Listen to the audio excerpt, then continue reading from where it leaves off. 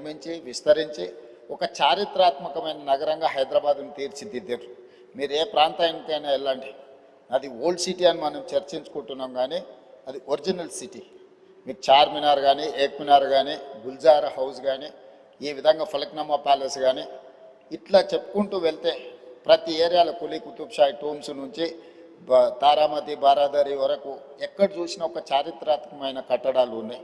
Salar Jung museum కానీ, city college కానీ, Osmania hospital కానీ, హైకోర్టు కానీ, ఉస్మానియా యూనివర్సిటీ కానీ, ఈరోజు మనం ఉన్న ఈ టౌన్ హాల్ కౌన్సిల్, ఈరోజు మనం ఇక్కడ ఒక అద్భుతమైన నిజాం కట్టించిన ఒక అద్భుతమైన పురాతన భవనంలో ఈరోజు మనం సభ నిర్వహించుకోవడం, ఇంత గొప్ప శోభతో కూడుకున్న సభలో ఈరోజు మనం పనిచేస్తున్నాం అధ్యక్ష.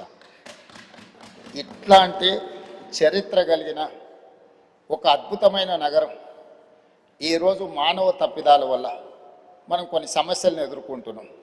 ఇది ప్రకృతి వైపరీత్యాల వల్లనో లేకపోతే మన టెరైనే ఆ విధమైన సమస్యలు, మన భూభాగము, మన ప్రాంతమే ఆ సమస్యలతో కూడుకొని ఉన్నదంటే అది ఒక రకమైన సమస్య.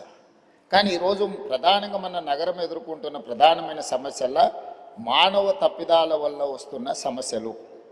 మానవ తప్పిదాలలో ప్రధానంగా ఈరోజు ఆర్థిక స్తోమత పెరిగింది. చాలామంది పెద్ద పెద్ద ఉద్యోగాలు చేసి ఆర్థికంగా ఒక్కొక్క కుటుంబం 2, 3, 4 కార్లు కొనుక్కునే పరిస్థితి వచ్చింది. సో ఈ కార్లు ప్రయాణించాలంటే మనకు రోడ్ల విస్తరణతో పాటు కార్ల పార్కింగ్ కోసం కూడా ఈరోజు మనం సరైన వసతులు ఏర్పాటు చేయాలి. షాపింగ్ మాల్స్ దగ్గర కానీ, కమర్షియల్ మాల్స్ దగ్గర కానీ, లేకపోతే ప్రజలు ఎక్కడైనా వినోదం కోసం, విహారం కోసం పోతే అక్కడ మనం పార్కింగ్లు చేయాలి. వీటిని దృష్టిలో పెట్టుకొని గతంలోనే మనం మెట్రోను విస్తరించుకోవడం జరిగింది, ఎంఎంటీఎస్ రైలును విస్తరించుకోవడం జరిగింది, బస్ డిపోలను సిటీ అవుట్స్కట్స్కి తరలించడం జరిగింది, రైల్వే స్టేషన్లను ఈరోజు మనం మార్చుకొని అభివృద్ధి చేసుకొని ఈరోజు వివిధ ప్రాంతాలకు మనం చెర్లపల్లి ప్రాంతానికి కూడా కొత్త కొత్త రైల్వే స్టేషన్లు ప్రతిపాదనలు తెచ్చి పూర్తి చేసుకోవడం జరుగుతుంది అధ్యక్ష. రవాణాలో రోడ్లు కానీ, అదేవిధంగా రైల్వే కానీ, ఎయిర్పోర్టు కానీ, పోర్ట్, ఇవి కీలకమైన పాత్ర పోషిస్తాయి. ఒకప్పుడు బేగంపేటలో ఉన్న ఎయిర్పోర్ట్ ఈరోజు మనం శంషాబాద్కు తరలించుకోవడం జరిగింది. సికింద్రాబాద్లో ఉండే రైల్వే స్టేషన్ మీద విపరీతమైన ఒత్తిడి ఉంది కాబట్టి ఈరోజు చెర్లపల్లిలో కొత్త రైల్వే స్టేషన్ నిర్మించుకోవడం జరిగింది.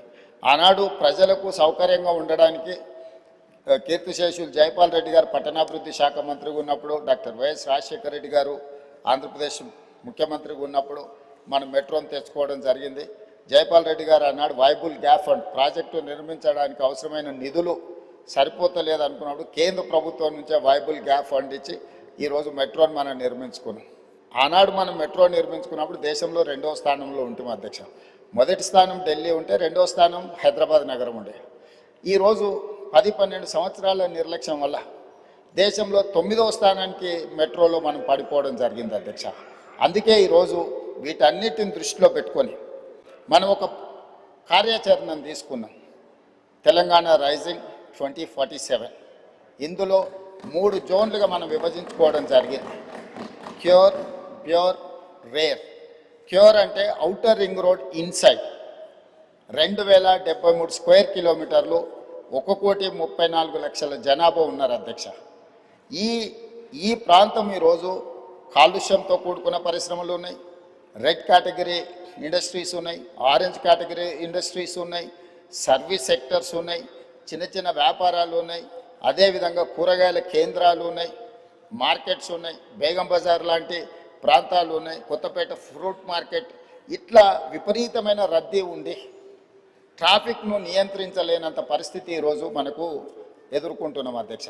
అందుకే ఈరోజు ప్రభుత్వం ఈ ప్రాంతాలను 3 జోన్లుగా విభజించిన తెలంగాణ రాష్ట్రాన్ని సంపూర్ణంగా outer ring road inside 2073 square కిలోమీటర్లను కోర్ అర్బన్ రీజన్ ఎకానమీగా, అంటే ఇది ఒక నివాసయోగ్యమైన ప్రాంతమే కాదు, ఆర్థికంగా రాష్ట్రానికి ఆదాయం తెచ్చిపెట్టే ప్రాంతంగా గుర్తించి ఈ ప్రాంతాన్ని ప్రక్షాళన చెయ్యాలని, ఈ ప్రాంతంలో ఉన్న పరిశ్రమలను తరలించడం ద్వారా ఆ పరిశ్రమలో ఉన్న ప్రాంతము ఈరోజు మనకు మల్టీ యూజ్ జోన్కి మార్చుకుంటే నిర్మాణాలకు అవకాశం ఉండి మధ్యతరగతి దిగువ తరగతి వాళ్ళు ఇల్లు కొనుక్కోవాలంటే వాళ్ళ కళ నెరవేరుతుంది. వాళ్ళు ఉన్న ప్రాంతంలోనే వాటిని నిర్మించుకోవడానికి అవకాశం ఉందని చెప్పి ఈరోజు బాలానగర్ కానీ, జీడిమెట్ల కానీ, నాచారం కానీ ఇతర ప్రాంతాలలో ఉన్న పరిశ్రమలు దాదాపుగా 9,000 ఎకరాల భూమి, రోడ్లు, లేఅవుట్లు, పార్కులు పోతే 4,500 దాకా దాదాపుగా శ్రీధర్ బాబు గారు వివరాలు చెప్తారు. ఈ భూమి అంతా కూడా ఇక్కడ కాలుష్యం వెదజల్లుతున్న పరిశ్రమలు ఉన్నాయి. ఈ కాలుష్యం వెదజల్లుతున్న పరిశ్రమలను ఔటర్ రింగ్ రోడ్ అవుట్ సైడ్కి తరలిస్తే ఈ భూమి అందుబాటులోకి వస్తే అపార్ట్మెంట్స్ నిర్మాణం కానీ, హౌసింగ్ కాలనీస్ కానీ వస్తే చాలామంది మధ్యతరగతి దిగువ తరగతి వాళ్ళు ఇల్లు కొనుక్కోవడానికి అవకాశం ఉంటుంది, నివాస యోగ్యమైన ప్రాంతంగా ఉంటుంది. ఈ కాలుష్య పరిశ్రమలను తరలించడం వల్ల ఇక్కడ కాలుష్యాన్ని నియంత్రించినట్టు ఉంటుంది అనేది మొట్టమొదటి ప్రణాళిక అధ్యక్ష. అదేవిధంగా రోడ్లను 3 రకాలుగా విభజించినాం అధ్యక్ష. 1 underpass, 2 surface, 3 elevated corridors. ఒకే ప్రాంతంలో ట్రాఫిక్ ఒక జంక్షన్కి వస్తే ఆ జంక్షన్లో సిగ్నల్స్ వల్ల 3 నిమిషాలు సిగ్నల్ పడితే 7-8 కిలోమీటర్ల ట్రాఫిక్ జామ్ అయిపోతుంది.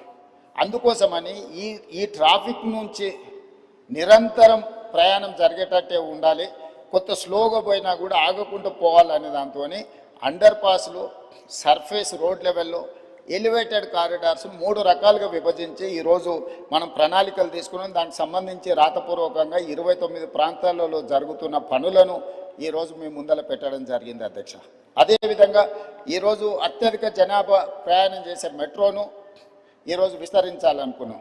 మెట్రోను విస్తరించడానికి ఈరోజు ప్రయత్నం చేస్తే ఎల్లంటి మేము ఈ వ్యాపారంలో ఉండదలుచుకోలేదు, విస్తరణకు మేము అనుకూలం కాదు అని తేల్చాను.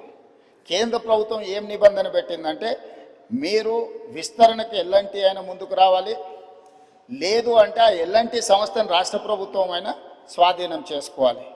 రాష్ట్ర ప్రభుత్వం కొంత ఎల్లంటి కొంత నిర్వహిస్తే నిర్వహణలో సమస్యలు వస్తాయి, ఆ తర్వాత ఈ ప్రాజెక్టు ప్రయోజనం లేకుండా పోతుందని చెప్పి కేంద్ర ప్రభుత్వం నిబంధన పెట్టడంతో ఈరోజు ఎల్ఎన్టీతో మాట్లాడి చర్చలు చేసి ఒక ఆఫీసర్స్ కమిటీ, ఒక క్యాబినెట్ సబ్ కమిటీని వేసి ఈరోజు మెట్రోను రాష్ట్ర ప్రభుత్వమే స్వాధీనం చేసుకొని దాదాపుగా 15,000 కోట్ల రూపాయలతో ఈరోజు మెట్రోను రాష్ట్ర ప్రభుత్వమే స్వాధీనం చేసుకొని ఇంకొక 76 కిలోమీటర్లు మొదటి విడతగా మెట్రోను విస్తరించుకోవడం ద్వారా ఈరోజు చాలా దగ్గర లాస్ట్ మైల్ కనెక్టివిటీ మిస్ అయింది అధ్యక్ష.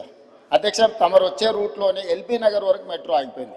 కానీ వాస్తవంగా ట్రాఫిక్ మన హయత్ నగర్ అవతల నుంచి సిటీలోకి వస్తున్నారు. ఈరోజు ఏ రాష్ట్రంలో ఏ దేశంలో అయినా మెట్రో అనేది ఎప్పుడు ఎయిర్పోర్ట్కి కనెక్ట్ చేసి ఉంటుంది అధ్యక్ష. మన దగ్గర ఎయిర్పోర్ట్కి కనెక్ట్ లేదు అధ్యక్ష. అందుకే ఈరోజు నాగోల్ నుంచి ఎల్బీ నగర్ నుంచి ఓఎస్సీ హాస్పిటల్ నుంచి చంద్రాయన్గుట్ట నుంచి రాజేంద్ర నగర్ నుంచి శంషాబాద్ నుంచి మనం ఎయిర్పోర్ట్ కనెక్ట్ చేస్తున్నాం అధ్యక్ష. అదేవిధంగా ఈరోజు గౌలిగూడ దగ్గరకు వచ్చి ఆగిపోయింది అధ్యక్ష. ఓల్డ్ సిటీలో ఎప్పుడు మెట్రో విస్తరించాలని ఆనాటి ప్రభుత్వం మంజూరు చేసిన తర్వాత తెలంగాణ రాష్ట్రంలో పనులు ముందుకు జరగలేదు. అందుకే ఈరోజు గౌలిగూడ నుంచి ఫలక్నామా నుంచి చంద్రాయన్గుట్ట జంక్షన్కి ఈరోజు మెట్రో కనెక్ట్ చేస్తున్నాం. ఐటీ పరిశ్రమలు ఉన్న ప్రాంతం రాయదుర్గం వరకు మెట్రో వచ్చింది. కానీ ఫైనాన్షియల్ డిస్ట్రిక్ట్ అదేవిధంగా నియోపోలిస్లో ఈరోజు లక్షలాది మంది ఐటీ ఉద్యోగులు పనిచేస్తున్నారు. దాన్ని అక్కడికి పొడిగించడానికి ఈరోజు చందానగర్ వరకు ఆగిపోయింది అధ్యక్ష. వాస్తవంగా బిహెచ్ఎల్ రామచంద్రాపురం నుంచి అత్యధికంగా జనాలు మనకి ఈ వైపు ప్రయాణం చేస్తున్నారు అధ్యక్ష. ఇట్లా ప్రతి